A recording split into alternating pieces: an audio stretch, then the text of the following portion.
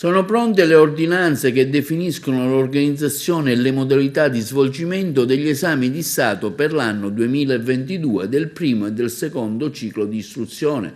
A comunicarlo il ministro Patrizio Bianchi, che le ha inviate oggi al Consiglio Superiore della Pubblica Istruzione per il previsto parere. Le prove scritte si svolgeranno in presenza per il solo colloquio sia nel primo che nel secondo ciclo. È prevista anche la possibilità della videoconferenza per quei candidati impossibilitati a lasciare il loro domicilio, condizione che andrà comunque documentata. L'esame del primo ciclo sono previste 2 prove scritte, una di italiano e una relativa alle competenze logico-matematiche e un colloquio nel corso del quale saranno accertate le competenze relative alla lingua inglese, alla seconda lingua comunitaria e all'insegnamento dell'educazione civica. La votazione finale resterà in decimi, si potrà ottenere la lode con delibera all'unanimità della Commissione. Per quanto riguarda l'ammissione all'esame, la partecipazione alle prove nazionali invalsi, che comunque si terranno, non sarà requisito di accesso. L'esame si svolgerà in presenza nel periodo compreso tra il termine delle lezioni e il 30 giugno del 2022. Per l'esame del secondo ciclo l'ordinanza prevede che l'esame sia costituito da una prova scritta di italiano, da una seconda prova sulle discipline di indirizzo predisposta dalle singole commissioni d'esame e da un colloquio. La seconda sessione avrà inizio il 22 giugno 2022 alle ore 8:30, con la prima prova scritta di italiano che sarà predisposta su base nazionale.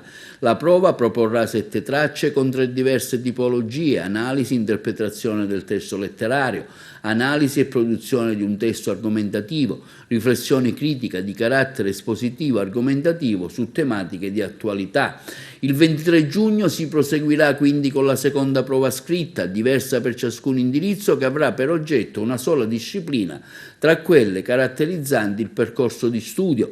Le discipline saranno comunicate al termine dell'iter formale delle ordinanze. La seconda prova sarà predisposta dalle singole commissioni di esame per consentire una maggiore aderenza a quanto effettivamente svolto dalla classe, tenendo anche conto del percorso svolto dagli studenti negli anni che hanno caratterizzato la pandemia.